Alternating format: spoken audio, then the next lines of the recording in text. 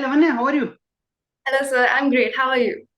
Great, Lavanya, and you are IELTS mentor. So I want to know something about IELTS exam from you, Lavanya. So thanks a lot for your time. No worries, sir. I Okay. enjoy. Okay, so Lavanya, IELTS is one exam. What I understand is it is used for getting admission in some of the universities because it's the English proficiency test, right? It is Yes, many sir. countries are looking from Indian students. So I want you to tell us first, broad way, what is this IELTS exam, and what are the components of this exam? If somebody wants to clear it. Okay, so IELTS is a proficiency test. So they are going to test the skill with your English. So they want to see how comfortable you are with English, how you can speak well, how you can write. They don't care about your general knowledge at all. So they don't care if you know the normal things or the current affairs are going on.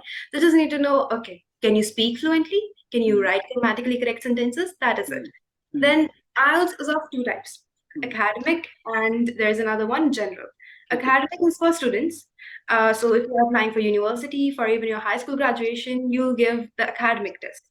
Mm, And then there's the general test, which is given by professionals who are going outside for work purposes. okay. This is very important to know, Mm, because if a person who is going outside for work gives an mm, academic test, mm, then the company will not recognize that mm. IELTS test. They Okay. need to specifically apply for the general training exam. Okay. And the pattern is different for these exams, so it's important that they Okay. apply for the correct one. Okay. So Lavanya, let me ask you. So majority of my viewers on my channel, they are my students are engineering graduates and all. So what kind of IELTS? You said two type of IELTS exam. So which one they are to write? Well, sir, they're students, so they'll definitely go for the academic test. Academic, huh? So what are the components of academic IELTS? So there are four components, four modules actually, as we Okay. call them in IELTS. The Mm, first is listening, then mm, speaking, then mm. writing, and then it is reading. Okay. So these are four basic modules, and they each have their own tasks, their own questions that we Okay. have to go through. Okay. Now let me tell you about technocrats like me. We are very poor in English. We can't speak English. Our communication is not like you. You're from English background. Your communication is very good. Fluency is very good. But we are not like that. So on behalf of my students, I'm going to ask you how difficult it is to pass IELTS, and what passing marks, or we call that band or something. I don't know. So how much that is required, and is it difficult? Okay, so first of all, your English is really good, so please don't say that. And second of all, there is actually no pass or fail marks in or bands in IELTS. There are nine bands, one to nine. Okay. Nine is that you're an excellent user, and if you Mhm. get one band, then you're a poor user. Mhm. There is no such thing as pass or fail in IELTS, but there is a minimum requirement for most universities. Okay. That normally ranges from 5 to 7. Five is Okay. for undergraduation for Mhm. low universities. Okay. Normally, universities go for students 6.5 or 7 bands in all and overall Mm. modules. Mm. So if you're an engineer student and you're looking for a good university, you'll Yeah. probably need 6.5 or 7 minimum Okay. bands.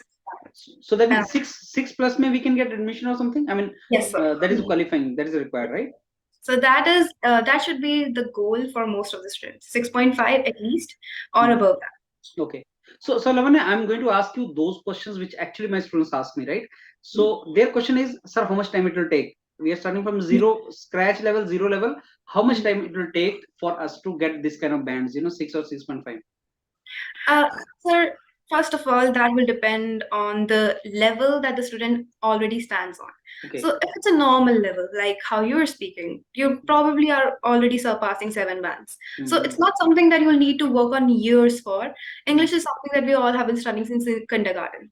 So, it's Mm-hmm. not something super hard. It's just that we have to work on a little bit of the basics, a little bit working about how to write, and that's it. Mm-hmm. So, I believe that an ideal time for most engineering students, as they are, would be 2 to 1 months. It can range where their fluency level is 1 to 2 months or 2 to 1? What do you mean by that? two Two to one. So it could either be 2 months or it could be 1 month. But 1 month is the minimum that I give most of my students, no Okay. matter what their educational background is. Even art student needs to familiarize themselves with the format, the patterns, and the way they write. So 1 month is the minimum.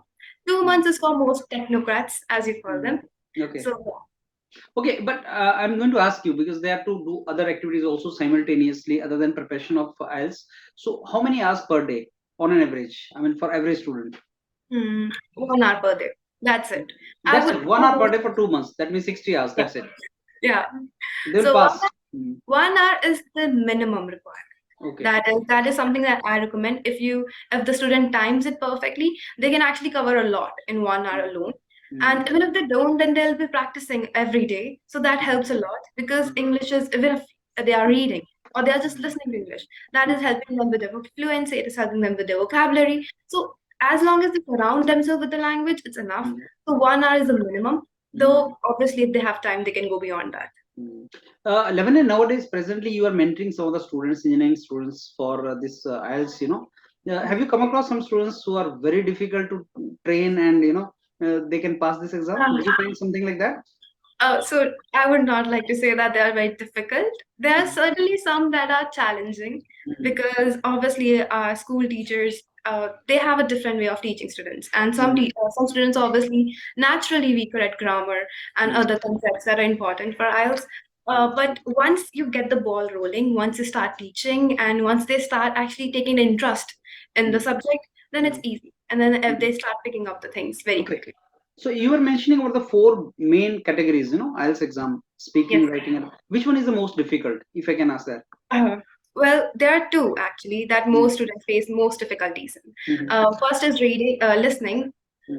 Reading and listening actually easy. Sorry, it's speaking or writing.